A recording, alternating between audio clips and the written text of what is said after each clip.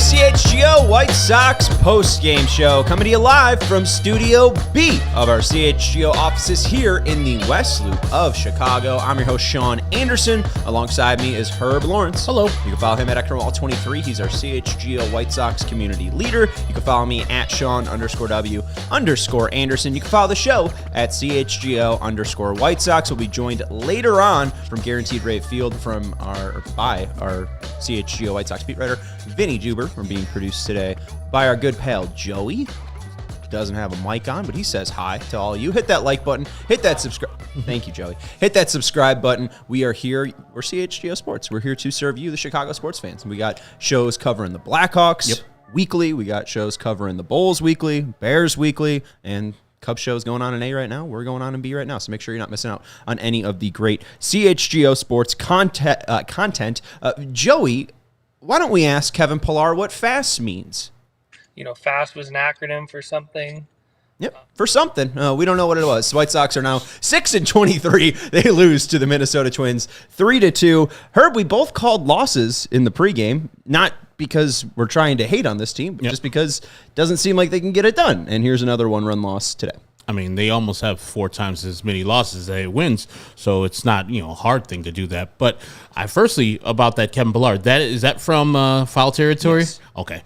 He joined Foul Territory right when he was getting cut by the White Sox on Friday? 2 hours before.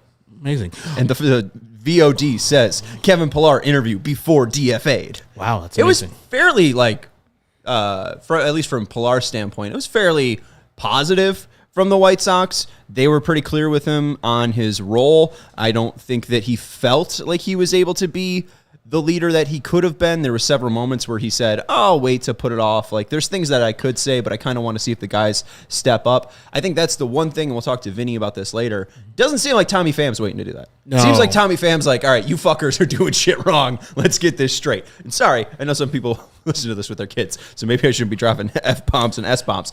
But your kids hear him anyways. Yeah, your kids will hear him anyways. But I don't know. Just this is a team that always seems to be close, but no cigar. Yeah, it was well-pitched game by the White Sox. They executed the game plan when Garrett Crochet is out there throwing BBs 99 mile per hour right down the middle. Like his last pitch, I think it was versus either Santana or, I don't know, one of the Castro. He's like, okay, good. Here's a fastball down the middle, 99. Do your damnedest.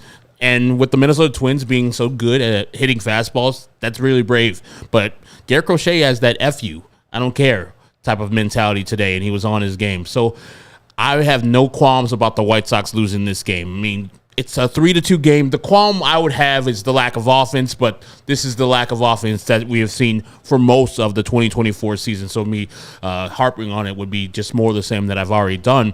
But they had a game plan early, and it seemed like either the Twins adjusted and or the White Sox went away from that game plan versus Joe Ryan. And so it's a tough pitcher that they really never had success against in Joe Ryan. And speaking of Kevin Pillar, the last time he hit a home run was versus Joe Ryan here at Minnesota last week. But as losses go, of the 23 losses that they've had, this is not even in the top 15 of how angry I am about the loss.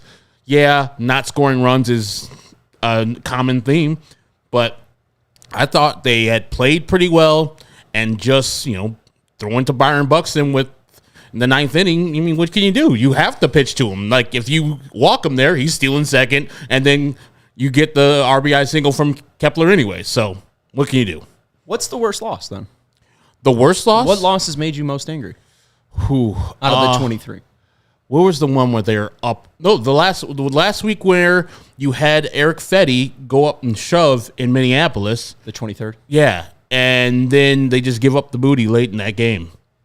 And lose 6-5 on a walk-off? Yeah. I was going to say the Cleveland loss where they had the lead and then lose 7-6 where Brian Shaw ends up, I think, pitching his last game with the White Sox and gives up the lead there. And then I also would throw in either the 11-1 ass-whooping by the Reds on that Friday night where Ellie De La Cruz went off, or the Friday where Spencer Turnbull almost no-hit them. Yeah. Like, I think those, well, maybe they didn't get me the most mad, but those are probably the most depressing. Yeah. This one isn't depressing. It's just what we expect from this team. The White Sox are now 3-7 in one-run games, 22-37 under Pedro Grifol in one-run games. It's just like you waste another great effort from your starting pitcher. Last week was Fetty. You think he leaves the game, you're up in that ninth inning, 5-4, you have to pitch to Byron Buxton. It's the same situation. You have to pitch to Byron Buxton. In that game, he hits the home run solo shot off of Steven Wilson, who before that game had really given up nothing. And then they eventually lose that game. And then same thing today. You're tied 2-2 in the ninth inning, top of the ninth. You got to pitch to Byron Buxton. I didn't think it was a bad pitch. It was just a looping either curve or slider that Brebbia threw. And Byron Buxton went down and got it. So he's the White Sox, nemesis. He's the White Sox Achilles heel. And as somebody put in the Discord, Byron Buxton is inevitable. Yeah, absolutely. And I think we had a comment on that game, that post-game show where Byron hit that homer that ended up putting them up, and there was the discussion, would you pitch to him or, I forget the other option there at this point because they all blur together. But someone was like, oh, I would, of course I'm pitching to Byron Buxton. Like, he's one of the worst hitters in the league. Like, he's been, looking at just OPS plus, he's been below league average over the past 2 years. However, Sox fans know the damage that guy can do. And it did seem like you're absolutely right. He was waiting fastball, but he just has such athleticism where he's able to stay balanced, wait back on that slider, and still pull it down the line for a double. I mean, he's just a clutch hitter, a fantastic talent. Mm-hmm. And the White Sox, if we're just comparing these two teams straight up, they have their healthy star center fielder. The White Sox don't. And obviously that's not the decider in this game. But maybe it is the decider in this game because he scores the game-winning run. Yeah. I think, too, the Twins are just a hard team for most teams, or especially the White Sox, to prepare for. Like today, Garrett Crochet is a lefty. He's throwing against all righties, pretty much, exclusive righties. And many teams can't do that. And it's not like they're falling off the table with those righties in their lineup. And then once Garrett Crochet leaves the game, you see Max Kepler go in the game. You see Kirilloff come in the game. You see Edouard Julien come in the game. They just have a full roster that they can beat you with multiple people, even the bench. And Rocco Baldelli, while I've been not a fan of his as far as how he manages the Twins, he has the people now to do exactly what he wants. And he's not even working with a full deck where Royce Lewis comes back, and then you're really in trouble. This is the White Sox 5th loss this year to the Minnesota Twins. I think 6th loss in a row to the Twins and 12th of the last 13 games. They just don't have any answers for them. And I know specifically the AL Central, they've been getting dominated, but the Twins specifically have been dominating the White Sox as long as probably since 2017, as I said in the pregame. The season series, and since 2017, the White Sox have only won one, and that was in 2021, where they won the AL Central. That's probably the key for the White Sox winning divisions, is beating the Twins specifically. Yeah, and Aiden says not a bad loss if you ask me. Hopefully they take the series. Hopefully, I'm not sure if that's going to end up happening, but I think the biggest thing comes down to the 8th, at least for the Sox. Corey Lee gets on against Thielbar, and then Vaughn pops out weakly to the second baseman. Sheets gets a walk, so then you end up having first and, well, then I missed Benny striking out. Well, you missed Corey Lee got the single, yes. Then they bunt with that's Nicky Lopez. Yeah, sack bunt, right? Yeah. Like, my thoughts on sack bunting. It's not smart. I know they only need one run there, or they're only going for one run. But as the Tango chart always proves out, Tom Tango, that bunting and giving up outs is less good for your team than actually just hitting away and trying to do some damage that way. Like, a productive out is good with me. Giving up an out, especially when a guy just gave up a leadoff single, where he's kind of maybe like miffed that he gave up a leadoff single to the 9-hitter and Corey Lee, I would have loved for they just go with Nicky Lopez, a guy who has decent enough speed to maybe beat out a double play. But I would have welcomed a double play. At least you're going for it. I think bunting just pretty much gives up the at bat and also shows the team like, hey, we don't trust this guy to hit, even though he's our leadoff hitter. Well, and two, there isn't really a move for Lopez, and he's your leadoff hitter. Yeah. Like, the guy that's getting the most at-bats, no offense to Nicky Lopez, been on the show, and he was great and a very affable person. Very much so. Love him. But he's just not a leadoff hitter. He's not a major league leadoff hitter. Lee gets on it with the single. You're right. No outs for the Sox. He was the leadoff in that 8th inning. It's still a 2-2 game. Lopez sacks, bunts, and then moves Lee over to second base. And then Vaughn pops out to the second baseman. Sheets walks, and then Aloy strikes out. So there's the 3 outs there: Lopez, Vaughn, and then Aloy. My bad on setting that up. But first and third there when Sheets ends up going to the plate, right? At the end of the game? Or in the 8th? Oh, because then they got first and third in the 9th. Yeah. Now I'm all confused. All right. Yeah. My bad. Then let's go to the 9th. In the 9th inning, Benny gets out, then Mendick walks, then Tommy Pham pinch hits. He lines out to left field. Grossman pinch hits, and he gets a single. Then Shoemake pinch runs for him, but then Corey Lee comes up in the 9th inning and then strikes out.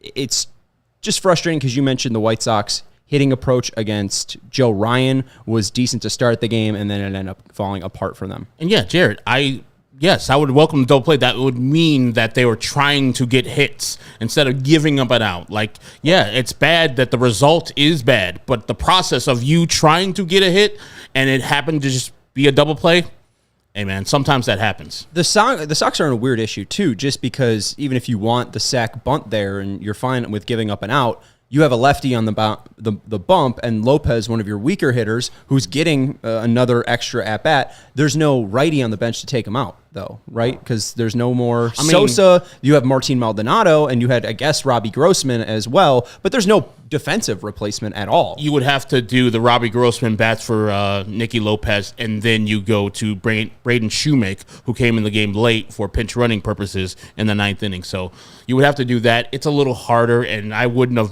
removed Nicky Lopez there. He's your leadoff hitter, so let him lead off. And I think he had, a 1-for-4 day? Fine. And I know that Jarrett's mad at Vaughn, but if anybody, that's the guy who actually had a decent day with 2-for-4, drove in a run, scored a run. He might be breaking out of his doldrums of this early season. So, yeah, sometimes you're just going to get out. And, yes, that at-bat wasn't great, where you need a single or something to move the runner along. So he's a run producer, and I get what you're saying, Jarrett, but sometimes you just don't execute. And I can't be mad at not executing if the plan was right and your process was right. Sometimes the pitcher will beat you. Yeah, and Sox did get 8 hits today. They also had 3 walks, just weren't able to execute 1 for 7 with runners in scoring position. We're going to take a break, and then we'll jump into some more Garrett Crochet stuff. We'll also talk a little bit about the Sox versus Joe Ryan. Want to let you know, though, about our friends over at Chevy. Drive home a winner this April after visiting our partner, Ray Chevrolet. They're sharing the best offers of the year, so make your way over to Ray Chevrolet on Route 12 in Fox Lake to join in on the savings. As one of the top-selling Chevy dealers in the Midwest, you'll always be able to shop one of Chicagoland's largest Chevy inventories. Plus, you can find the perfect tailgating vehicle. For a limited time, they're offering 0% financing for 72 months on new Silverados with over 100 available. And to top it all off, they're pricing over 125 vehicles under $20,000. Herb, can pricing get more affordable? I don't think so. Well, it can. It can? Because things can be free. Oh. Get a free oil change at Ray Chevrolet in Fox Lake when you mention CHGO. A free oil change. All you need to do is mention CHGO when scheduling your oil change. So head over to Ray Chevrolet in Fox Lake or raychevrolet.com. They've been serving the community since 1963. Find new roads. And we also want to let you know about our friends over at Prize Picks. I wasn't able to hit my play tonight.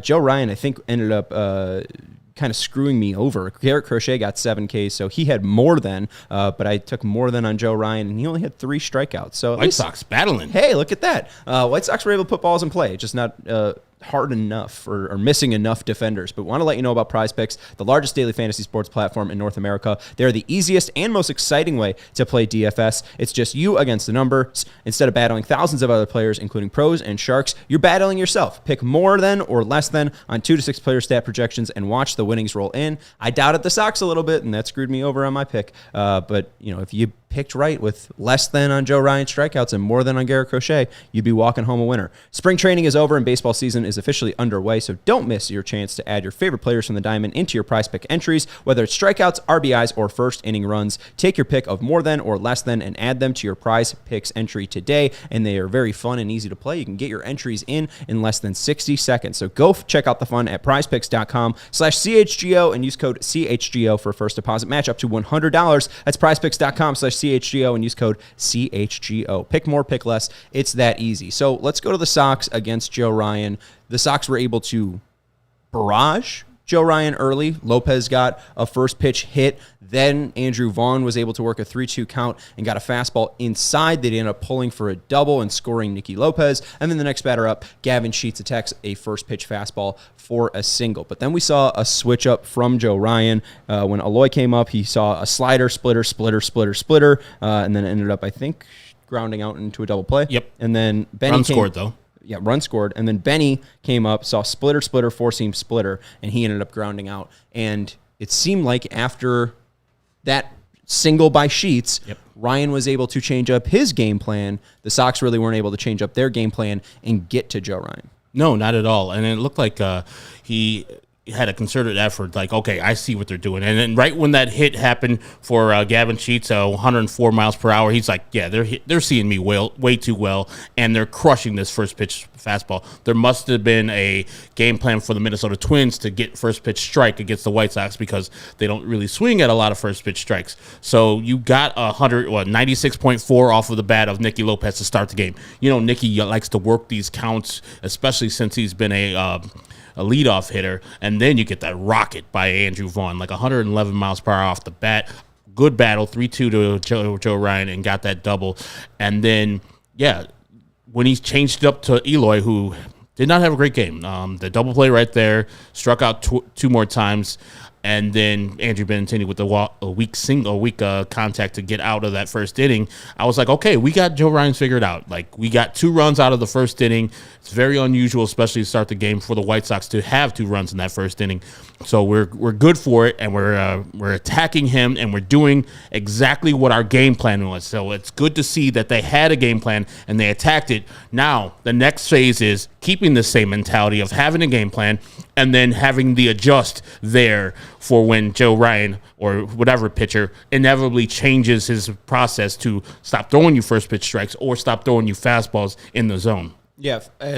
So the first 3 first pitch is by Joe Ryan. So the first 3 batters, Lopez, Vaughn, and Sheets, all saw four-seam fastballs. And then after that, in the next 20 first pitch strikes, there was only 3. So he completely changed it up, started going splitter heavy to the lefties, starting off with the slider against righties.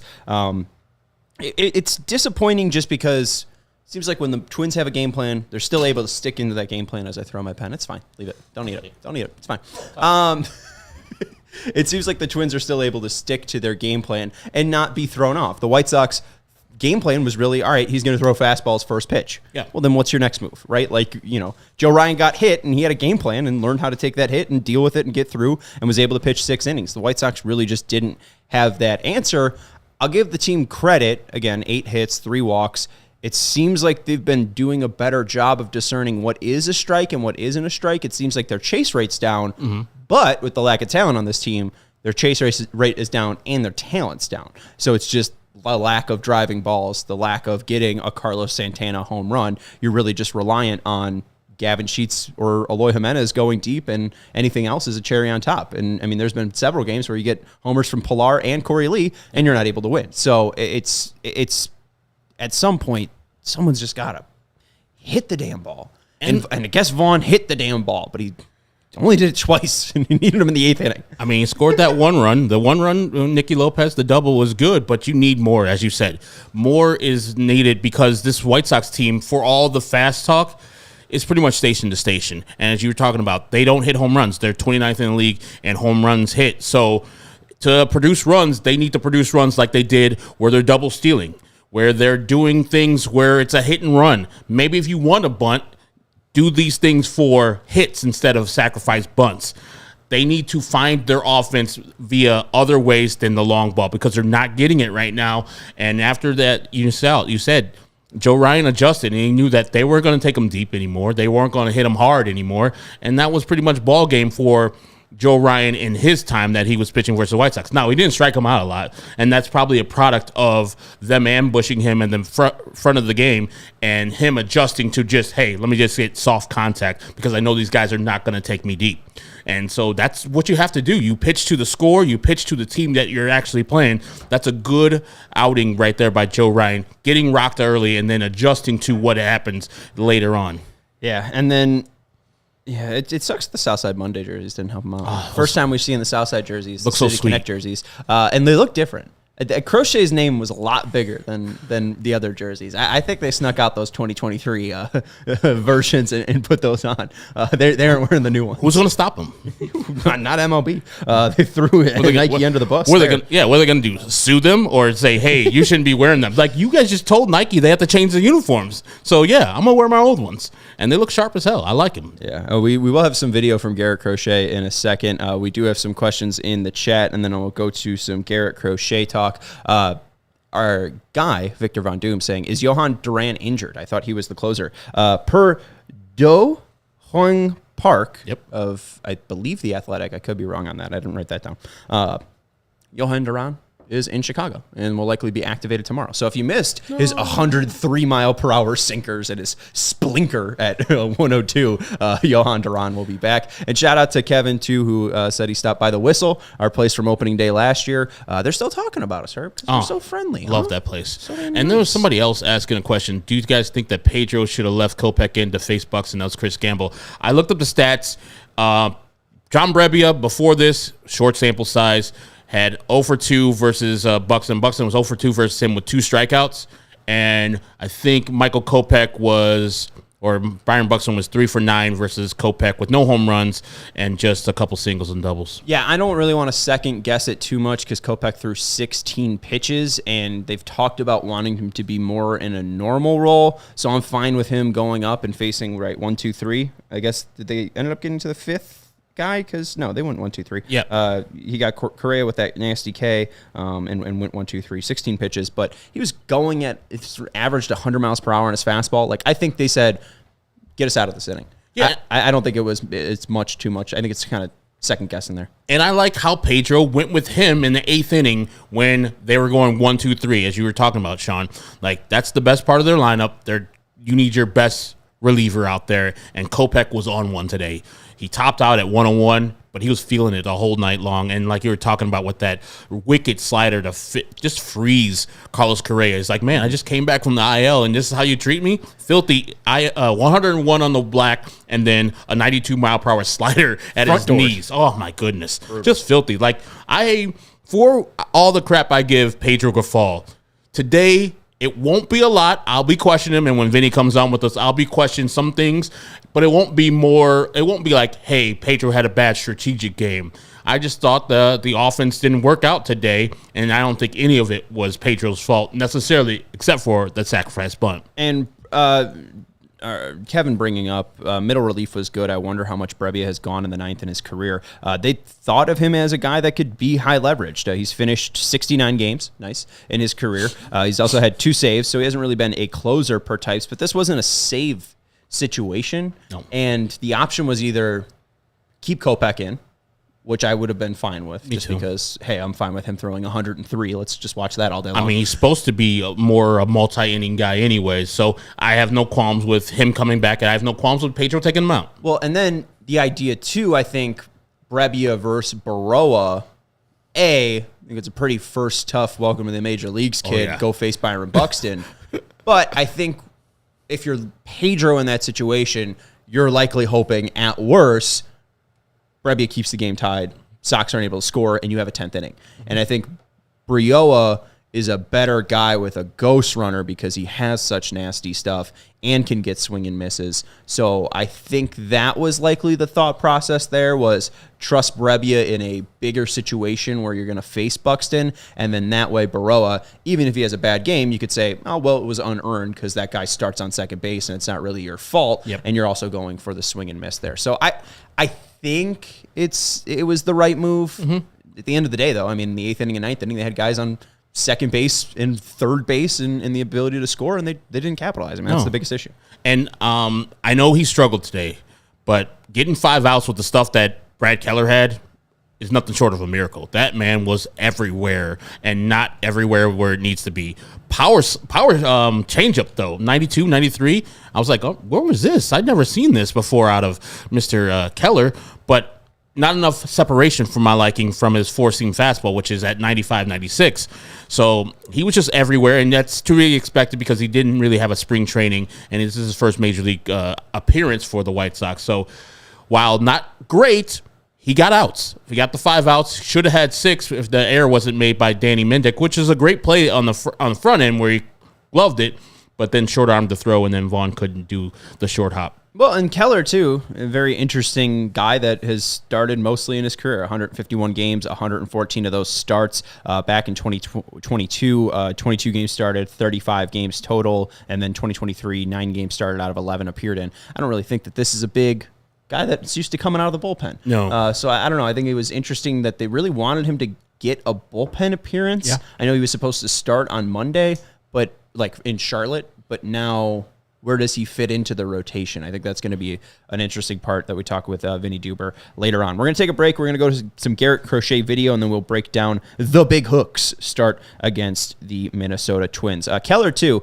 last year averaged 93 miles per hour on his four-seam fastball, 91% or 91 miles per hour on his changeup. So you're right, only a 2 mile per hour difference there. But I mean, he was more of a guy that threw 6 pitches. He wasn't a fastball changeup guy. Like I would rather him in a starter role where I'll face lefties with these 3 pitches and righties with these 3 pitches. Mm-hmm.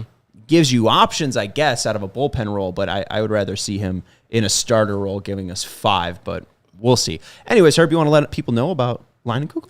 To me, when it's summertime, there's nothing that says summer more than this delicious beer right here, Summer Shandy. Whether you're at the ballpark at guaranteed rate at the Liney's Lodge, or you're chilling with your people at a grill out or cookout, that says summer to me. But I know you're also saying to me, Herb, I know that Summer Shandy is good because I've had it, so you don't have to sell me on the Summer Shandy. But what can I drink from Leinenkugel year-round? You know what? I went up to Wisconsin this week, saw the Milwaukee Brewer versus the Yankee. When I was up in the good land, I got me some Liney's Original beer. This is one of the beers you can have if you go up to Wisconsin and get it. You can also have, as Sean is holding up right now, a Berry Weiss or a Honey Weiss, which is made with real Wisconsin honey, juicy peach, Northwoods Amber, dark lager. And like I said, the Honey Weiss is made with real Wisconsin honey from real Wisconsin bees. I'm glad that you phrased it like that because Vinny likes to say it's made with Wisconsin bees. And that sounds like there's bees in the beer. No, there is no bees made in the process of Leinenkugel beers. They put that on their stamp of approval. Bee free. You know that no beer was made with bees at all. And if you've tried any of their beers, you know that it's not made with bees and that they bring the flavor for whatever occasion that you are celebrating. And for over 150 years, Leinenkugel has combined German brewing traditions with Wisconsin innovation. You don't just have to pick one. Leinenkugel popular variety packs come with 4 flavors to try and enjoy.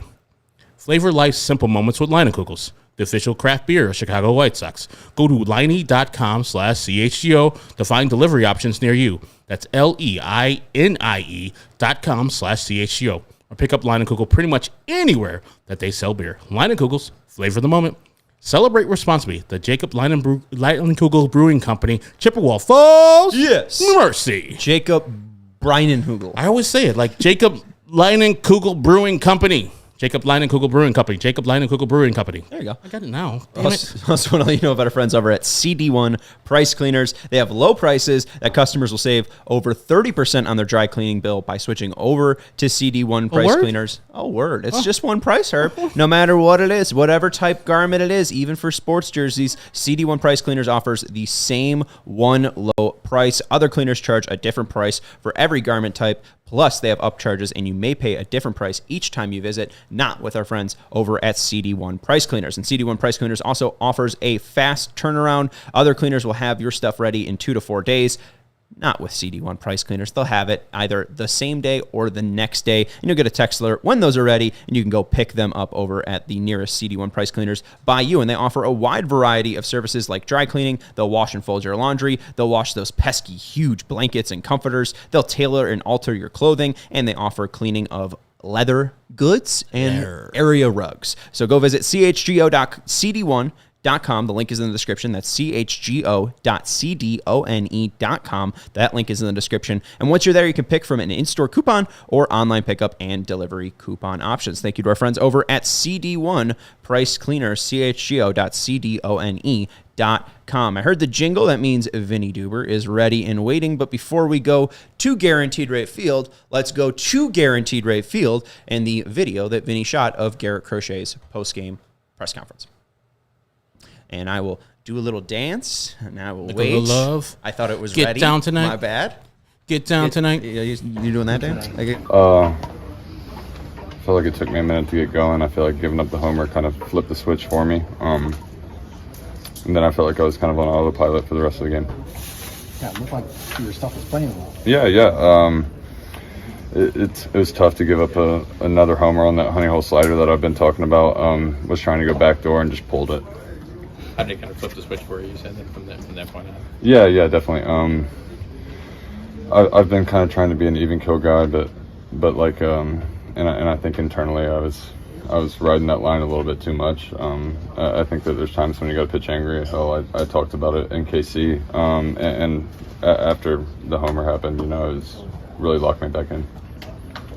What was the 5 innings, 77 pitches? I think it was. What was the conversation in the dugout about it? Yeah, I was frustrated just because of the road trip that we just went on. I took part in wearing out the bullpen a good bit.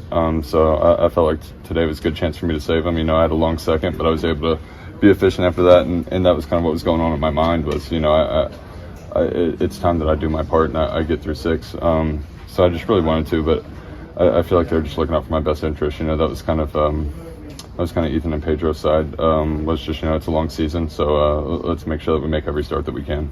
Don't you think you could be a little easier on yourself because you don't learn how to pitch deep into baseball games overnight in major leagues? Right. Yeah, but it's the major leagues. It's something that I've always expected out of myself. I think it's how everybody feels. Just my past couple outings, I felt like I wasn't hard enough on myself, to be honest. I was giving myself the benefit of the doubt. There were executed pitches that I got burned on, but I just got to be better as a whole, and that's kind of what happened in the first and second inning. I really wasn't executing. I wasn't getting to my arm side at all, and that was the problem when we were at Minnesota. So once I established that's kind of where the autopilot kicked in. That's where I feel like I started reading swings a little bit better. I was locating the changeup a little bit better. Early on I felt like I was pulling it against the righty hitter. So it was kind of like it was almost like throwing a sweeper to a lefty, like they were kind of bowing out, but because I was front door in the changeup. Those are never intentional, so I was just kind of beating myself up about that. Some of the difficulty that these measures are kind of preventative for long term, whereas you're feeling pretty good right now, so you feel like you can keep going. Say the Is some of the difficulty of stopping shorter than you want to go is that it's kind of a preventative measure, whereas you feel good right now. Right. And that's how I feel about it as well. It's kind of, in my mind, it's across that bridge when we come to it, but I understand that they're protecting my best interests, so I've just got to have faith in them on that regard. I'm just going to keep pitching until the ball's taken out of my hand. That's all that I can do as a player. How did you feel about the changeup overall? It seemed like you used it as much tonight as I felt really good. The one that I was throwing in spring that I had worked all offseason on kind of just turned to crap. So I started throwing the one that I've thrown in the past back in 21, and I can command it a lot better. And that was the thing, when I threw it in 21, I don't think I gave up a hit on it. So it was like, why'd I ever even switch? I'm not quite sure. So I just started throwing that one again, and it's had good results.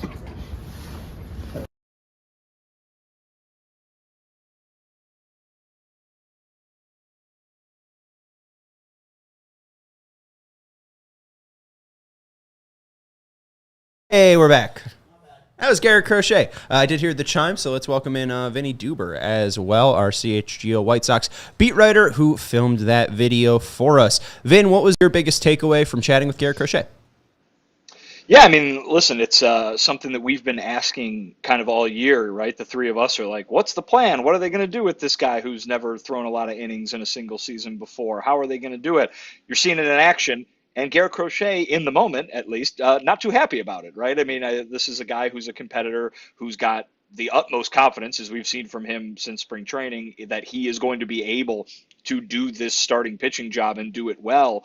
He's a starting pitcher, and starting pitchers want to go deep into games. They step on the mound every time with the intention of completing 7 innings at the bare minimum, if not 9, right? So, a White Sox bullpen that has been used an awful lot lately because, as Garrett mentioned in that clip, the road trip, the 0-7 road trip they had last week didn't go well from a starting pitching standpoint. A lot of bullpen usage, and here he is, 11 straight batters retired after he gives up that home run, and they take him out of the game. He's not even at 80 pitches yet. They take him out of the game. And you saw on the broadcast that he wasn't happy about the decision that was being made. A guy who is like, I feel fine. Let me keep pitching until I don't feel fine anymore. But the White Sox know that when you don't feel fine, it's already too late, in a sense. So they don't want to get to that point. I think Pedro Grifol used kind of the phrasing of like, they don't want to expedite the time where they're going to have to take more severe measures, right? So it's things like this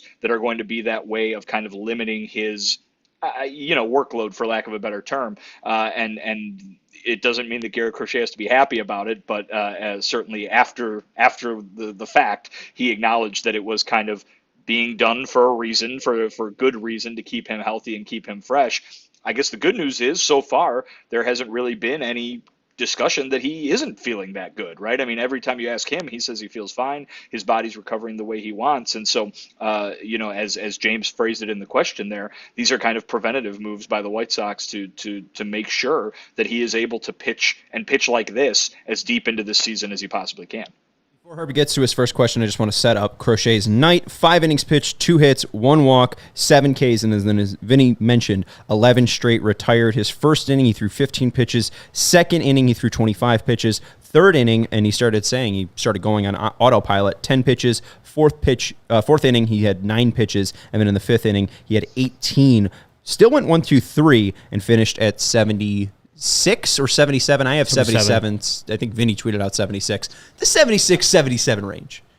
It's 7. Okay, all right. 77 pitches for Crochet. Feel free to ask. And we were talking in the pregame, Sean, about how he got pretty roughed up last week versus the Minnesota Twins for 5 runs. And so adjusting firstly to the team, and then your next start, you're going out there. It was very good to see that. And I love that he has anger. And the fact that Pedro and the pitching department, all of them took him out for his own good, I have no qualms with that at all. Even if the White Sox in the next inning where they brought in Brad Keller would have gave it up because Brad didn't have his best stuff, and it's his first start in the major leagues, so he got out of his conundrum in his inning in 2/3. It was very good to see that the White Sox are looking out for his best interest, saw enough from him today, got through 5 innings, and he was pretty dominant. I mean, like, one hanging slider, and of course, Carlos Santana's going to take you deep. But what did Pedro say about when it went into replacing Crochet with Brad Keller for his first major league appearance this year and a relief appearance? Yeah, basically Pedro said that this was an opportunity to take Garrett out when they did because they wanted to get Keller into the game. They brought him up over the weekend, and I think he's probably not here. I don't think he has been scheduled to start, but it would make sense that he would start maybe in the upcoming series in St. Louis. But I think the idea is they don't want him to go too long, right? That this maybe is a time where he could pitch and then still make that start as scheduled. So Pedro kind of called it a perfect storm, saying that if Brad Keller wasn't in that bullpen to give them a little bit more than just your 1 inning, right, that they might not have taken Crochet out. That Crochet might have been able to, or might have been asked to, pitch another inning. It's the fact that they wanted to use Keller, that Keller was fresh, and that the schedule lined up the way that it did. That allowed them to make the decision with Garrett, which, I mean, I guess that's a good thing because you're finding and taking advantage of the opportunity to cut back on him when you can, as we were just talking about. But yeah, Brad Keller was put in the game. It sounded like he was going to pitch in this game, unless Garrett had a no-hitter going or something. But so Keller was there and available, and they wanted him to pitch, and so there you go. Why not use it? Just have a little bit more on Keller that I want to follow up on. So Tuesday they'll have Soroka starting. Wednesday they'll have Flexen starting. Then there's the off day on Thursday. Friday right now seems to be open. Saturday with Fetty, and then Sunday with Crochet. Do you think this is more Fetty would move up to that Friday start because there is the day off on Thursday, and then Keller would slip to that Saturday? I brought up yesterday, we heard that Clevenger's expected date was early May, and now we're hitting May come Wednesday. Right? So is this a spot where Clevenger sneaks in come Friday? Was there much talk about Clevenger at all pregame? There was no talk. I think everything that you just speculated there could be a possibility. Certainly the way that the White Sox operate, the way that Pedro Grifol answers those questions, I'm guessing that they want to get to the off day and then figure it out. They're going to use the off day to their advantage if they want to, certainly, and give an extra day of rest if they want, or shrink it, right, and have everybody continue on regular rest with only the 4 guys that you mentioned there. But they have Keller, who would be if he, after pitching tonight, he could very conceivably start a game this weekend. But then you're right, Clevenger is possible as well. So I think that's probably something that might be a little bit up in the air, or at least when it comes to us asking, it will probably remain up in the air until the off day. That'd be my prediction. But no, there was no talk about that specifically before the game today. I don't know if Pedro went into it, but Sean and I realized, and so did Stoney and all the people at the NBC Sports Chicago, there was a concerted effort by the White Sox to ambush Joe Ryan. He threw first ball fastball, first ball hit by Nicky Lopez, fouled off by Andrew Vaughn, eventually got that double, and then the same thing for Gavin Sheets. Was there a concerted effort by the White Sox to do exactly what they did to produce those 2 runs in the first inning, and then Joe Ryan kind of readjusted back to the White Sox and pretty much shut them down for the rest of the game? We always talk about the chess match, right? And these two teams just saw each other, and they're going to see that Rays team next week that they just saw here too. So when you get some similar pitching matchups, you have the opportunity to do the chess match. You heard Garrett Crochet talking about playing the team that they just faced last week and the adjustments that he was able to make. We talked about already, and why not? Why wouldn't the offense be trying to do the same thing? Now they did it very briefly, right? Because as you mentioned, they didn't do much of anything after the first inning. There were only a few chances for them to score, and most of them came later in the game.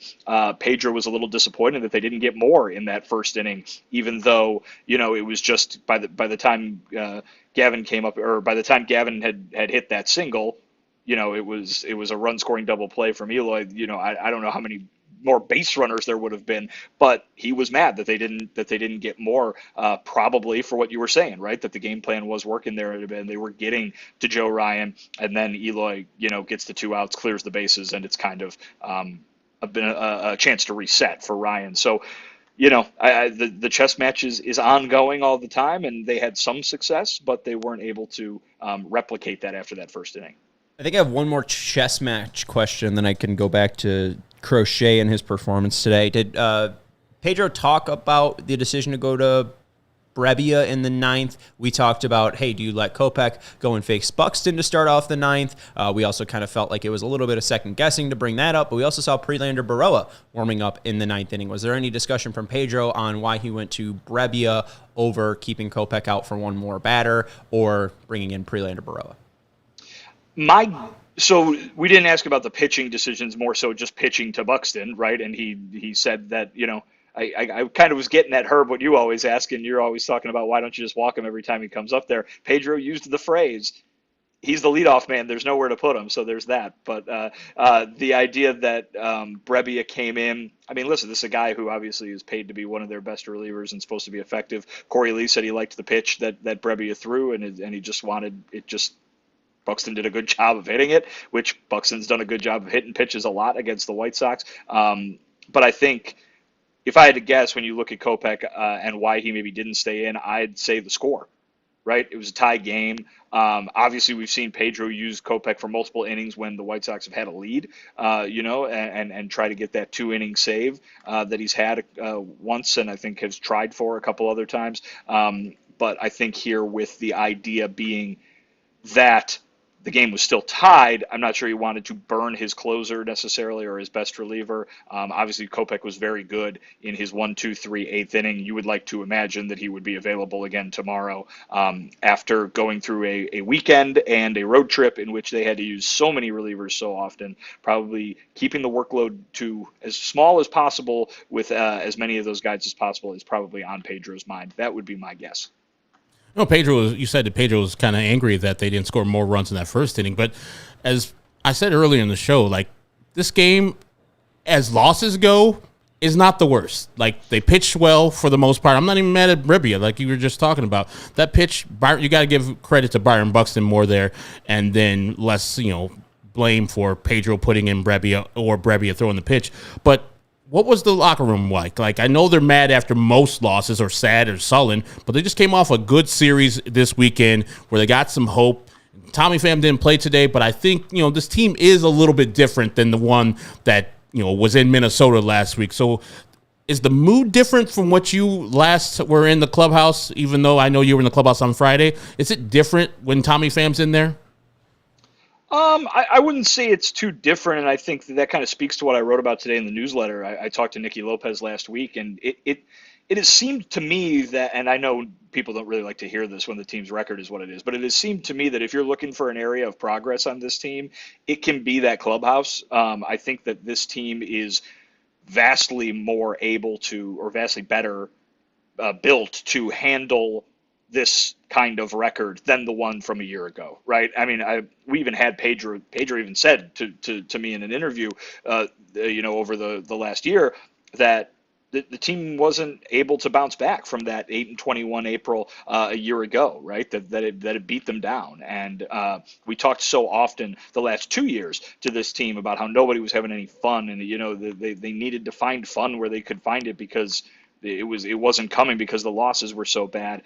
This team isn't acting that way. And yeah, it's obviously very disappointed. They're very disappointed that they're losing and that the record is what it is. But it just seems like this different group of guys that Chris gets brought in.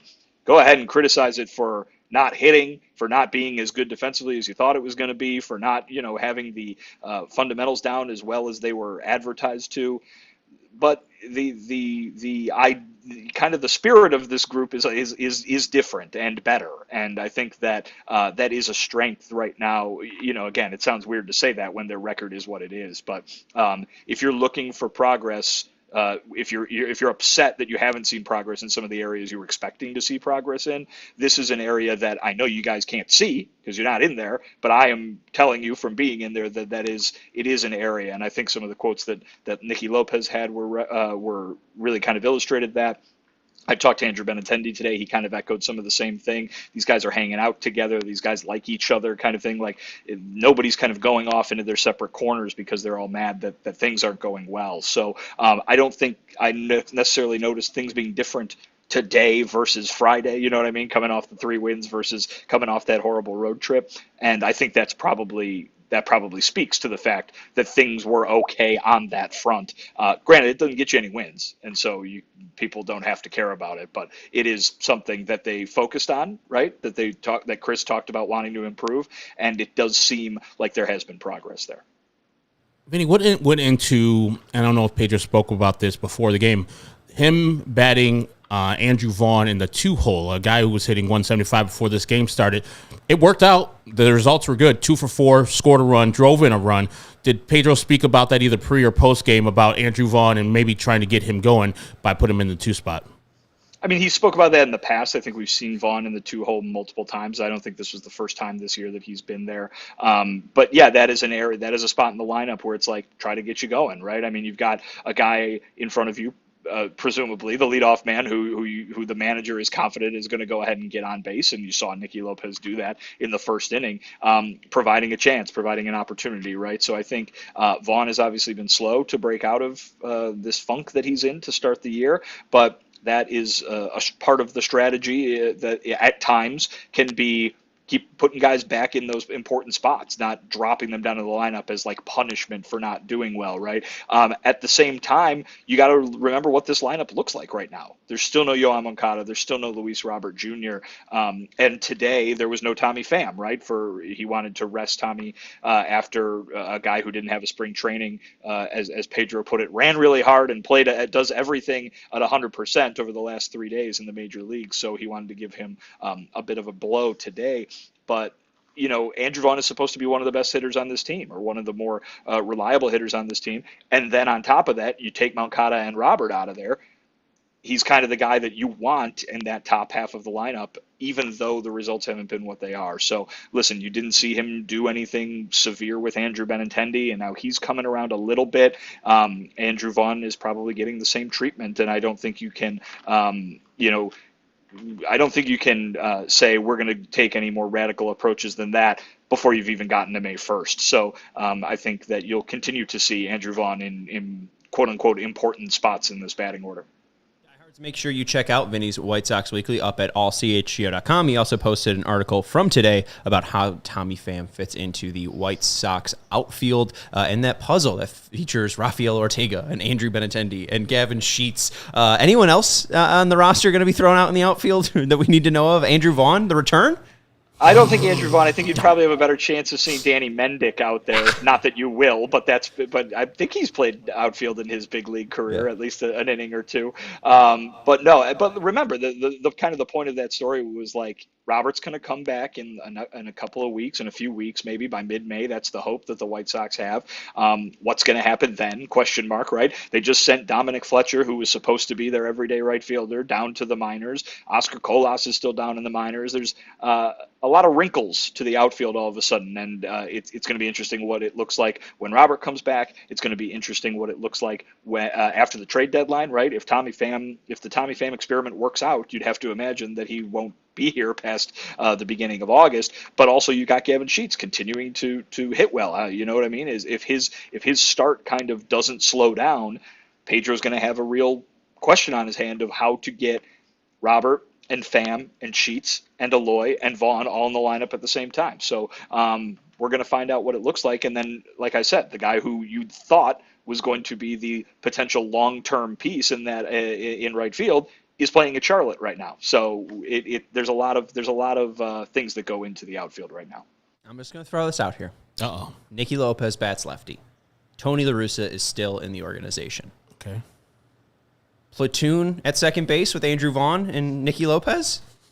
I mean, maybe that's how you get him in the lineup. You know, there's a lefty on the bump, and then you throw him out there at second base. I'm just kidding. Sorry. I just want to talk one more thing about Garrett Crochet. I thought the outing was obviously good. Retiring your last 11 batters will do pretty well for your final score line. I did think it's funny that he said, I got to stop throwing back foot sliders to righties because they keep getting tanked. And Carlos Santana said, thank you for throwing a back foot slider. I'm going to tank it. I also thought it was cool to see Crochet's wedding ring necklace. Can't wear that on the mound, I guess, to hold a baseball. I've never tried it. But, can't have that on your hand. They make you take put it on off. their neck. Yeah, they make you take that off. They do? I've seen pitchers get taken, other teams tell them, hey, they'll tell that guy to take his ring off. And some people can't get it off because it's so tight. You can cut the ball. That's why. No, you can't? Smart. Well, yeah. If you have a metal wedding ring on and you dig into the ball, you don't think you could make it do some things that it's not supposed to be doing? I never thought of being devious with a baseball. You're right. And just there were guys back in the day that carried nail files in the back of their pocket, Sean. Come on. It's true. I wasn't alive. No, still Necro, I think he was a knuckleball. Of course he wanted to. Yeah, he's like, just try to empty out his pockets, and there's the nail file comes out. But Vinny, just for my edification, it's Yohan Moncada's in Arizona rehabbing. Is Robert with the team right now? No, Robert's in Arizona with Moncada. Yeah. Okay, cool. All right, well, that's good. Hopefully we see him by mid-May. All right, I just had one more thing about Crochet. We talked on pregame about where fastball placement needed to be against Minnesota last time. It was more middle and down. Today it was more middle and up. There was a lot more outside fastballs to these right-handers. Saw a ton of right-handers, and we brought up that the tunneling of his four-seam fastball and slider works better with outside four-seam fastballs rather than inside four-seam fastballs, and I think that was effective today. But he only threw 5 sliders, really scrapped the pitch, and we saw a ton of changeups from Garrett Crochet, the most in any of his start, 18 changeups today from Garrett Crochet. That's 23% of his pitches, and it was extremely effective with the four-seam fastball. The four-seam fastball, 23 swings, 9 whiffs. That's a 39% whiff rate, and 8 called strikes on that. So the four-seam fastball had a 40% called strike plus whiff rate. That's above Major League average. And the changeup, 9 swings, 3 whiffs. That's a 33% whiff rate, and 3 called strikes, and that's 33% That's a 33% called strike plus whiff rate. On the game, 34% called strike plus whiff rate. So he was fantastic, above major league average. Joey, I think there was one graphic about his stuff. His stuff was good as well. There was no real dip. Fastball of 111 plus, and that's really the thing that matters most. And the changeup graded out well, above average. I think it was 106 on stuff plus, might be 108. I don't know how to read. Could be a 104, but it's still above average changeup that we haven't seen a ton from Garrett. I know that he's been working on that grip. So good outing from Garrett to see, and I think it's, like you noted, Vinny, great to hear that he's not feeling any pain after these starts. So they're trying to manage him. I don't think we have a real plan of what their managing is going to look like, but I think it's mostly by feel and, whatever the eye test is happening with Ethan Katz. Like, it's not a set amount of pitches, right? It's not that he was encroaching on 80 pitches.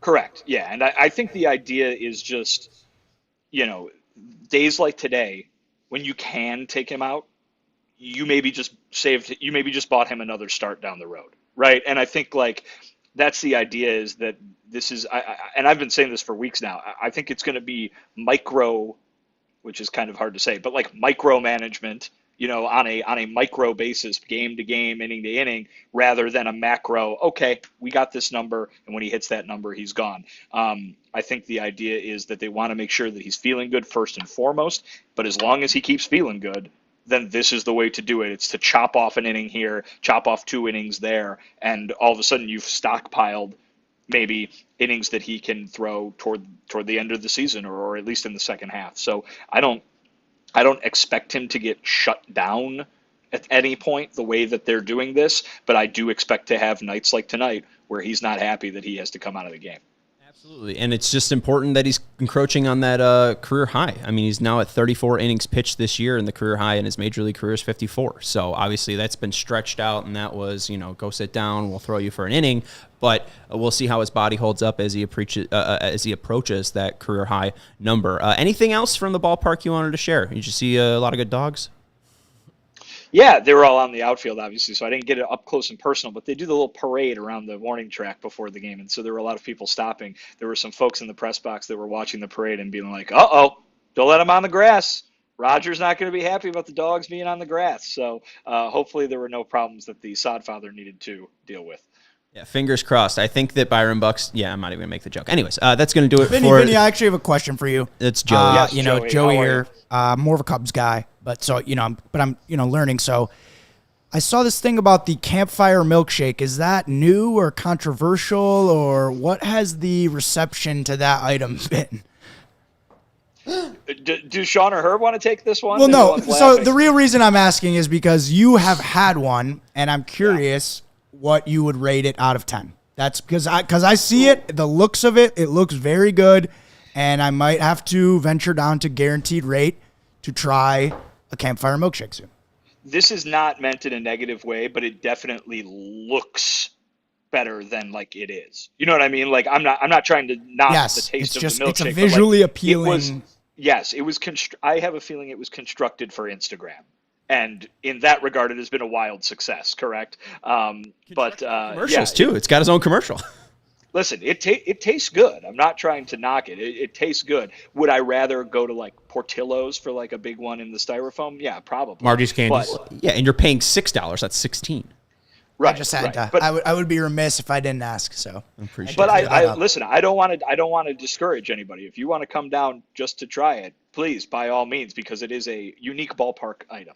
Yeah, I mean, Melissa brought it up. She said she didn't regret it. She ended up sharing it with her son. That's fine. My thought was just, it's not a ballpark food. I'm never craving a milkshake at a ballpark. Hey, man. I'm always craving a milkshake no matter where I am at all times. We've gone a long way since Vincent Vega complained about a $5 milkshake. Now we're at a $15 milkshake. Inflation is killing us. Inflation is killing us. Anyways, we will be here tomorrow for a post-game of tomorrow's Twins and White Sox game. I believe it's Soroka versus Wood Richardson? Correct. Wow, look at my memory. You can follow Vinny at Vinnie Duber. He's our CHGO White Sox beat writer, and you can read his latest work up at allchgo.com about Tommy Pham and his chat on White Sox Weekly with Nicky Lopez. That's Herb Lawrence. You can follow him at Ectorwall23. He's our CHGO White Sox community leader. Thank you to Joey for producing the show, and you can follow me at Sean_W_Anderson.